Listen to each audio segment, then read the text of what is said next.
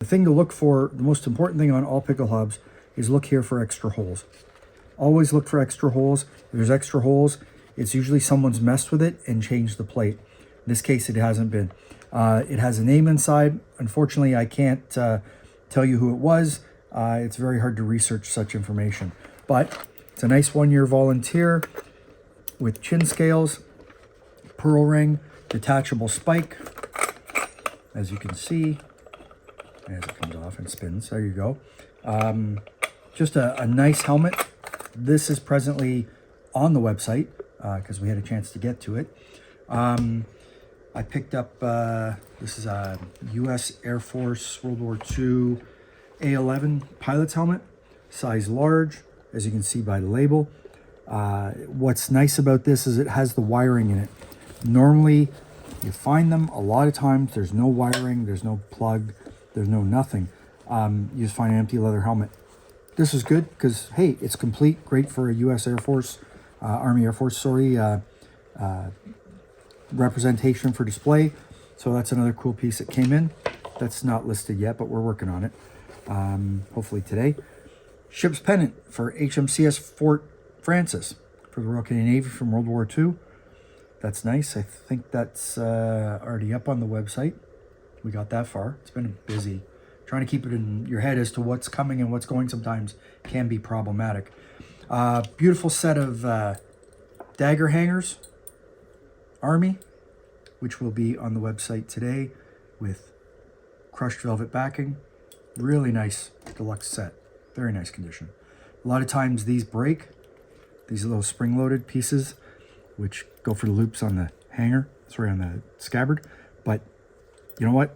They are what they are. They're good. So next, unusual. I haven't seen one of these pouches before, but it's a leather pouch for a German World War II compass. So that's kind of unusual. No markings. I'm going to have to do a little bit of looking that up, but I've never seen a leather pouch like this. You know what? I'm going to Google that or whatever and look it up. So there's that. This is just a replacement for the one I've sold. It's a Danish, what is it, Danish? I have to look at the tag. Hey, there you go. Yes, M1 for an M1 Grand. So let's see, markings. No markings on the guard, but it's marked right there. And I know that's Danish. So that was made for the Danish Army, for their M1s. So there's that.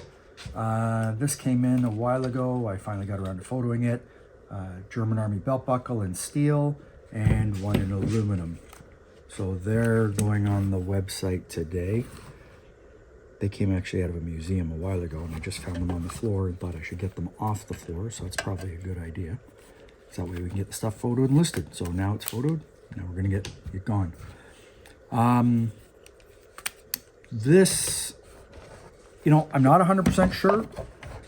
I'm pretty sure this is a sight off of an anti-tank piece.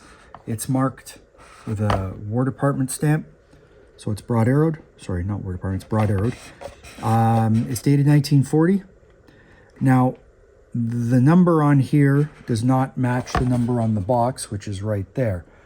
But it's close. But more importantly, it's a nice sight. It's very clear, and I'm pretty sure it's for an anti-tank gun. I'm not 100% sure, but I'm sure someone will correct me. Dr. Google didn't give me any information, but I looked. This is beautiful. I found this in my stock as I was cleaning up. I didn't even realize I had it sitting there. Officer's plume for a Busby. Beautiful, just gorgeous. I can't tell you what regiment it is. Different regiments were different colors.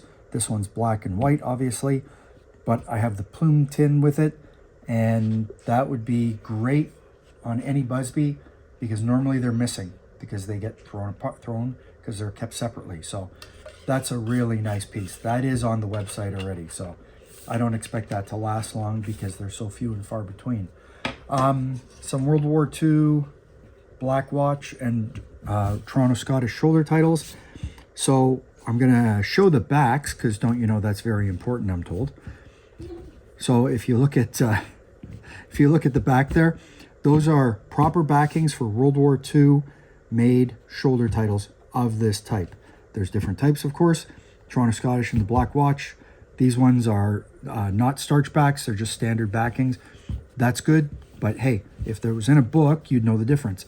Unfortunately, it's not. So there we're off to that. So then we have a Thompson mag pouch. Great, right? It is what it is. I didn't even open the clips to see if there's any markings on the inside.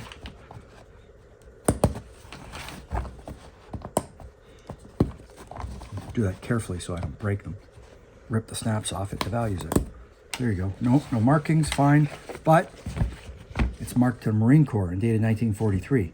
That's a good thing because Marine Corps stuff is in demand for that era. So, and Marine Corps stuff in general is in demand, so it's all good.